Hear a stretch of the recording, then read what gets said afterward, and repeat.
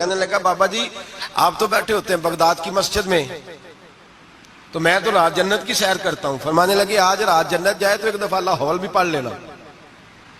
تو وہ کہتا میں رات کو جنت میں تھا، لاہور شریف پڑھی، میری آنکھ کھلی تو میں روڑی کے ڈھیر پہ بیٹھا ہوا تھا۔ دوڑا گیا حضرت جنید بغدادی کو، حضور یہ کیا ہے؟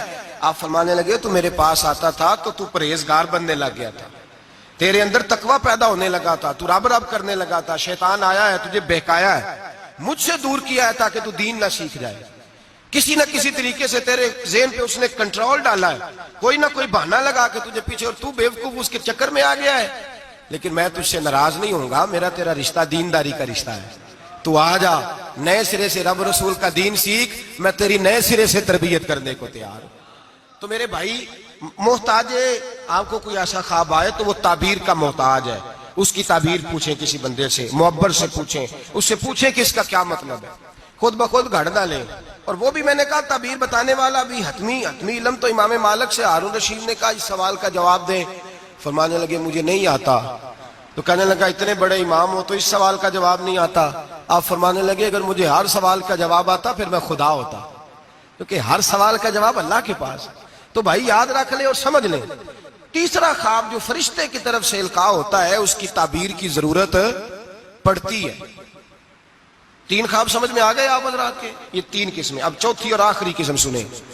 اعلیٰ حضرت فرماتے ہیں چوتھا خواب وہ ہے جو خالصتاً اللہ کی طرف سے بندے کو نصیب ہوتا ہے، اس میں کسی تعبیر کی ضرورت، کسی تشریح کی حاجت، وہ کھل کے آتا ہے، کھل کے وہ خواب آتا ہے، اور اس خواب میں اللہ بڑا کرم فرماتا ہے، مہربانی کرتا ہے، وہ خواب ایسا ہوتا ہے۔ خواب کی ایک بات ذرا ڈر کے کہنی ہے، ڈر کے سچ آکھیے تے سردار سائیاں فتوے تے فتوے لگ دے نے، ڈر کے کہنی ہے بات، وہ بھی بندوں سے ڈر کے نہیں، وہ بھی وسوسوں سے ڈر کے۔ خواب کی شریعت میں اس بندے کے لیے تو حیثیت ہے جسے آیا ہے، کسی اور کے لیے کوئی حیثیت جی؟ میں بات کرتا ہوں نا تو کہتے ہیں جی آپ سخت جملہ کہہ جاتے ہیں، تھوڑی نرمی رکھا کریں۔ میرے بعض دوستوں کی طرف سے مجھے پیغام ملتا ہے کہ آپ سخت جملہ، کل بھی ایک مولانا صاحب مجھے کہہ رہے تھے کہ آپ سخت جملے کہتے ہیں، ٹھیک نہیں، آپ نے نعت خانوں کو ایکٹر ہی کہہ دیا ہے۔ میں نے کہا میں نے تھوڑی کہا ہے، وہ تو میں نے مفتی صاحب کا حوالہ دیا ہے۔ تو لوگ کہتے ہیں کہ آپ سخت جملہ کہتے ہیں، تو میں نہیں کہتا، نرم کہتا ہوں۔ یہ جو لوگوں نے کہانیاں بنائی ہوئی ہیں نا، میں نے کہا کہ بغیر نبی پاک کے دیدار کے دنیا میں خوشبو ہی کوئی نہیں۔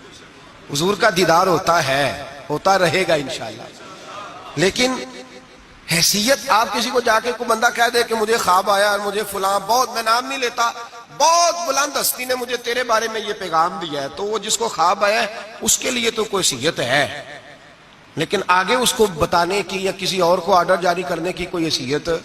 ایک دوست ہے میرے، بڑے سیانے بندے ہیں، وہ کہنے لگے کہ میرے بزرگوں کو نا، ان کا ایک حکیم صاحب دوست تھے، تو وہ اپنی کتابیں جاتی دفعہ ساری دے گئے، اپنے بچے پہ اعتبار نہیں کرتے تھے، کتابیں دے گئے ساری، کہ میرا بچہ نالائق ہے تو کتابیں تو رکھ لے۔ بچے کو بعد میں ہوش آئی کہ میرا ابا تو بڑا قابل حکیم تھا، تو اس کی کتابیں تو ڈھونڈوں کدھر ہے۔